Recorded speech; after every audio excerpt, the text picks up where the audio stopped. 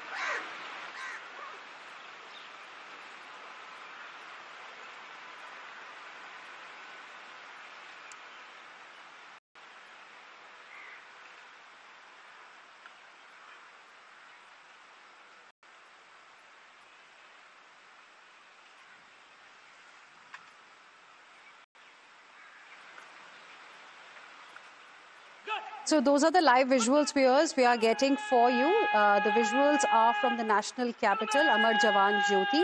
Raksha Mantri Rajnath Singh welcomed Russia's defense minister, his Russian counterpart, earlier at the Air Force Station in Palam, and now they are paying tributes at the Amar Jawan Jyoti. This is the latest update that we are getting for you. Now, next important engagement, of course, is going to be the India-Russia Intergovernmental Commission, because Defense Minister Rajnath Singh, after this, and his Russian counterpart will be co-chairing the 22nd India-Russia Intergovernmental Commission on Military and Military Technical Cooperation ministerial meeting.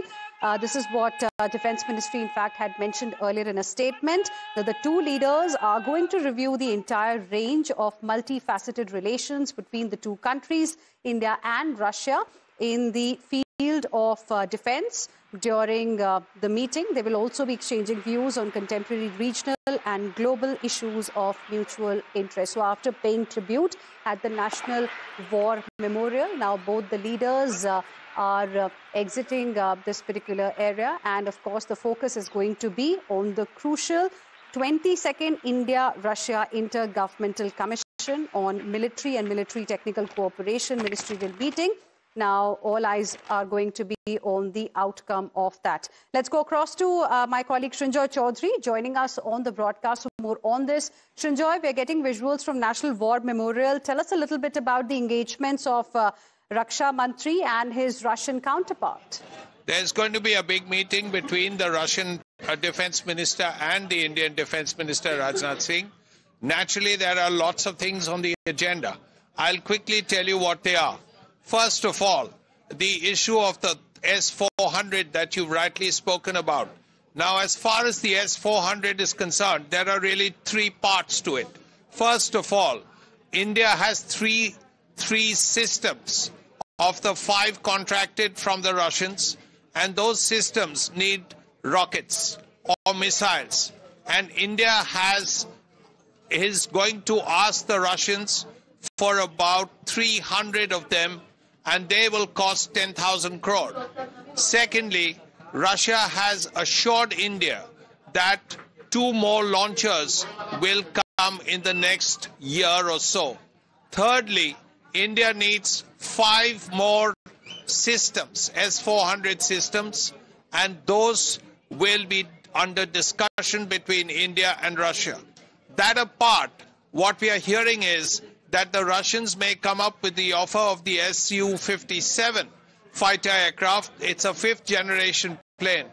India has looked at it, but no decision has been taken regarding the Su-57, because this comes from after serious discussion and some political inputs as well. So as far as this Su-57 is concerned, it's not going ahead right now. Thirdly, what is very important is India has tanks, guns, missiles, all kinds of Russian weaponry. But what India needs is spares and maintenance facilities. And that is something that India will speak for in this coming meeting, because it is very critical that India gets these spares to continue to work with the Russian weapons that India already has. Absolutely. And also, Srinjoy, this entire visit of Russian president and his entourage is going to be very high on optics. What we are seeing right now are also very important visuals. Let's talk about these visuals specifically. It's 4th of December. It's Navy Day today. And we have the Raksha Mantri along with his Russian counterpart paying tribute. And, then we also saw the Russian counterpart of Mr. Rajnath Singh signing that register. I mean, we'll of course see, what he has really written there. But, all these visuals are very, very important. If you could just talk to us a little bit about those and the importance, their meeting is also going to hold as far as Putin's visit is concerned. Yes.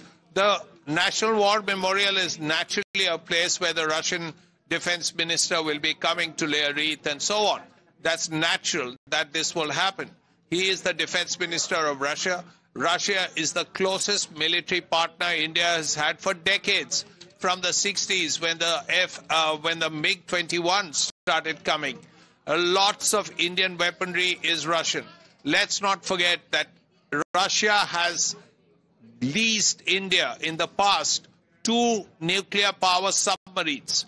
Now that is something that no country will do unless it's a really close friend.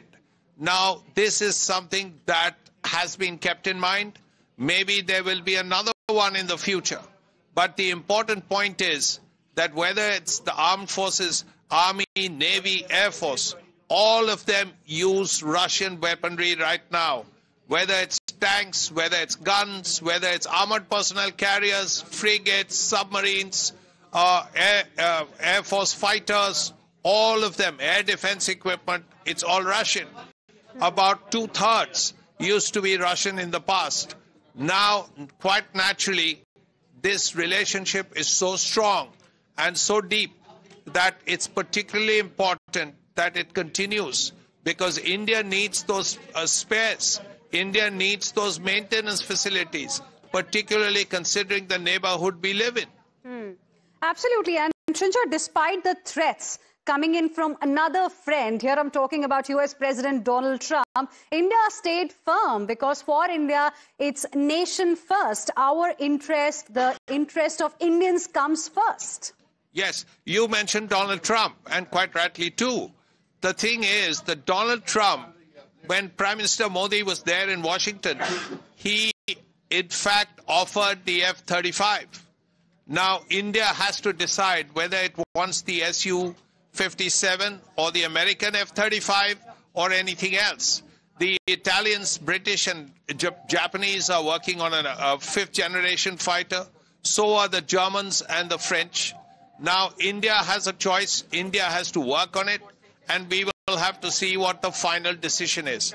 But as of the Su-57 right now, no decision has been taken, and that's exactly what we will tell the Russians in the future. Absolutely. We've spoken about the engagements of Defense Minister Rajnath Singh and his Russian counterpart. But let's now talk about President Putin. He's all set to land in the national capital, Srinjoy, around 6:30 this evening. What happens from there? Well, the most important thing will be that private dinner that he will have with Prime Minister Modi at Lok Kalyan Marg. And there, perhaps, Mr. Jaishankar, the External Affairs Minister, Dr. Jaishankar, and Mr. Ajit Doval, the NSA, will be there. And that is going to be the important meeting, because everything will be discussed there. Whether it's bilateral ties, whether it's the international situation. We know what Prime Minister said when he met Putin publicly. The fact that at this point, the 21st century, war is not the right time. This is not the right time for war, as he had told Putin directly in front of the cameras. Now that point naturally will come up. The Ukraine situation will come up. Other situations will come up. bilateral ties will come up. A lot of things will be discussed. A lot of things will be privately discussed. Let's not forget, they've already had a meeting not that long ago in China. Absolutely. Thank you very much, Srinjoy, for the moment, for joining us and getting us all those details. We'll, of course, be coming back to you for more on the story. For now, slipping into a very, very short break. We'll be back with lots more. Don't go anywhere. All eyes on Modi-Putin tango. Two leaders, one defining handshake.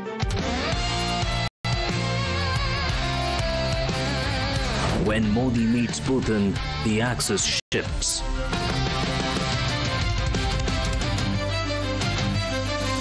A summit poised to rewrite power play. Modi-Putin tango, geopolitics decoded only on Times Now.